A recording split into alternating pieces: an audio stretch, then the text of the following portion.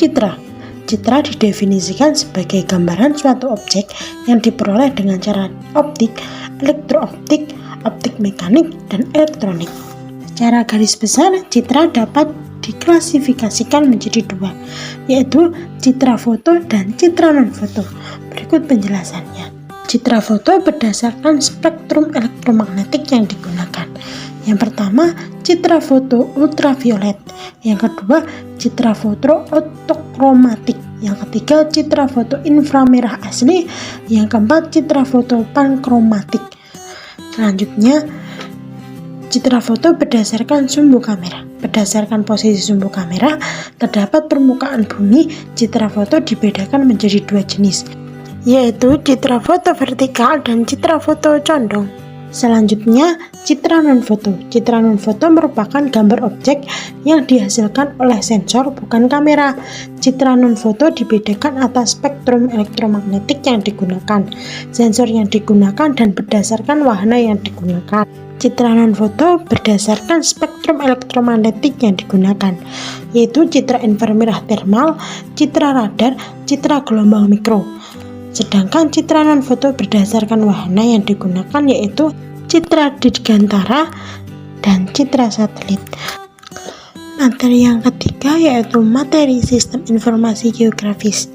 Sistem informasi geografis adalah penggunaan sistem berisi informasi mengenai kondisi bumi dalam sudut pandang keruangan. Penginderaan jauh dan sistem informasi geografis tidak bisa dipisahkan. Komponen-komponen sistem informasi geografis.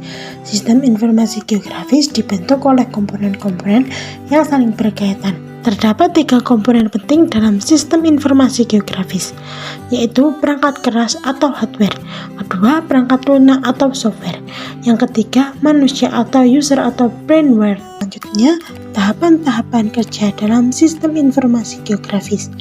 Sebagai sebuah sistem, tahapan kerja sistem informasi geografis meliputi tahap memasukkan atau tahap input.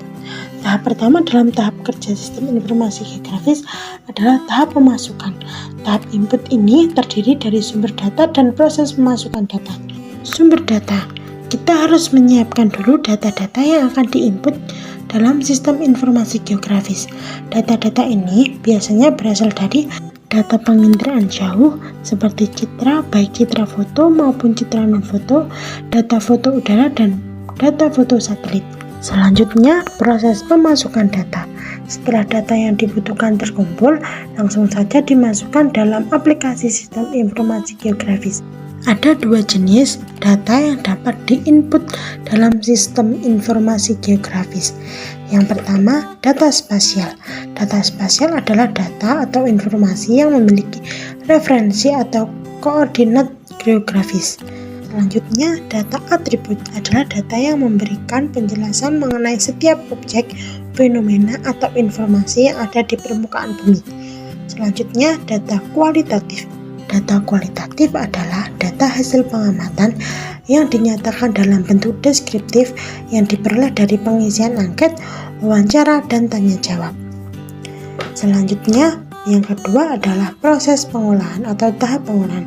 Setelah kita mengumpulkan data dari berbagai sumber dan data tersebut sudah kita input pada sistem informasi geografis, barulah kita memulai tahap pengolahan. Tahap pengolahan ini meliputi manipulasi data dan analisis data, seperti membuat basis data baru, menghapus basis data, mengedit data, mengisi dan menyisipkan data dalam tabel. Tahap yang terakhir atau tahap keluaran atau output, kalau peta rupa bumi kalian sudah selesai, maka kalian dapat menyajikannya.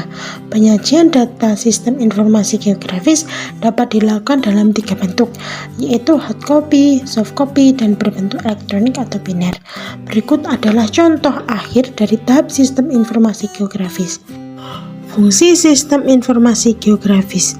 Yang pertama, sistem informasi geografis untuk inventarisasi sumber daya alam. Yang kedua, sistem informasi geografis untuk perencanaan pembangunan. Yang ketiga, sistem informasi geografis untuk perancangan ruang. Yang keempat, sistem informasi geografis untuk perancangan transportasi. Dan yang kelima, sistem informasi geografis untuk mitigasi bencana. Sekian materi materi yang saya jelaskan. Jika ada pertanyaan, silakan bertanya pada kolom komentar. Sekian, terima kasih. Wassalamualaikum warahmatullahi wabarakatuh.